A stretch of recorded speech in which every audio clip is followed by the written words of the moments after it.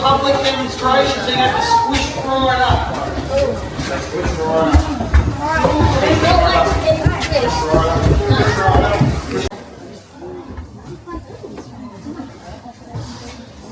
We'll get out as much as we can.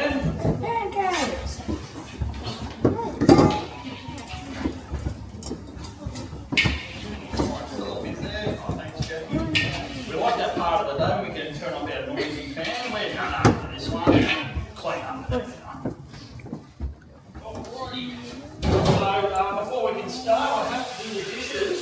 We do need to remove, or sorry, start to remove the excess coffee. Set all set hard when it's cold. The last thing we need is coffee to set hard in the pot. Yeah, makes it virtually impossible to clean it. So you get on your dishes straight away. I'm sure we all do at home, don't we? Get on them straight away. We're just waiting for the toffee to cool down naturally. As it cools or thicken up, we want it more like a dough consistency, and then we can obviously get our hands in there. We're not that stupid at the moment. We can put our hands in there, get a nice little burn. If you're wondering how I could fold it, that skin was quite firm. I was hot, but obviously it did burn me. If I go to pinch this bit right now on the top, that's a whole completely different story. That will end up sticking in my hands and I'll get a nasty first start.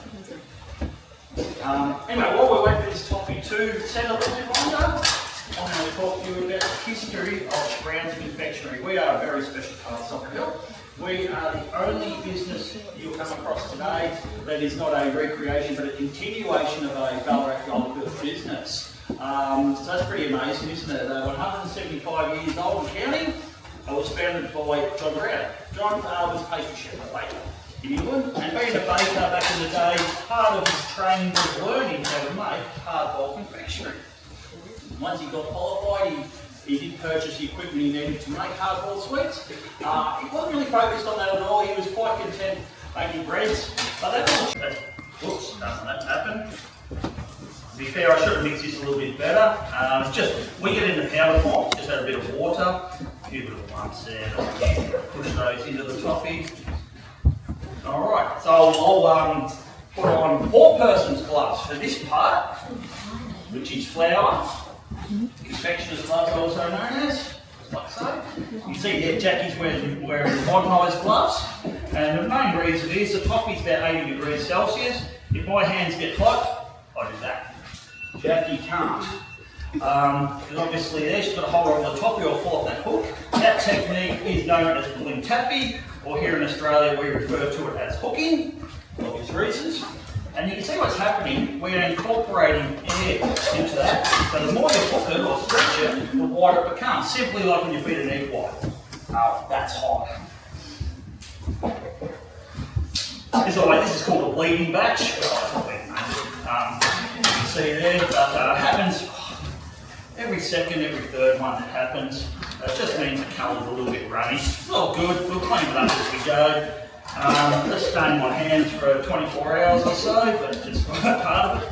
But as long as we get a brown colour, at the end of the day, that's all we care about.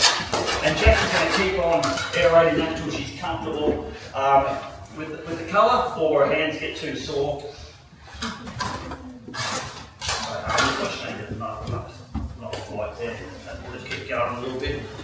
I'm still a fair way from needing this through. The other problem when you spill coffee is you can colour, as you can see here, keeps sticky. So what I might do is just give it a quick wipe down.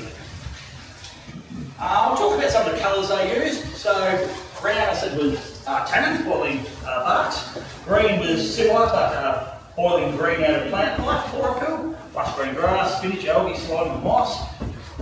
Squidding for black. Very far from the coast, we can get squidding. We literally had to head out of town with a horse and dray, which is like a bit of cart, barrels attached, bucket in hand, find the clean water and dump it into those barrels. Drive it back here, bucket it into a storage facility. Then we have to bucket from the storage facility into the room. I like to turn on my tap, a lot easier. Now this rolling machine is the original that came out with the family. Over 175 years old, still going strong. Well made item, isn't it? made an alteration to it. We had to convert the original moulds, because they were made of lead, to these lovely new brass ones. When I say new, they're still over 100 years old. Yeah, put your hands down there. They're adults only, and the reason they're adults only, the main ingredient of lolly, which we now know is sugar. Sugar was not grown in Australia. It was all imported from the West Indies. It was expensive, at least 5 times more expensive than what it is today. So simply put it, the children couldn't afford lollies, the children did get lollies. Let's say a well-behaved child, we've got any of those here today? They do all their chores, yeah? Well-behaved, do your chores. One lolly each on a Sunday afternoon, that was it. Fair deal? Fair deal? No.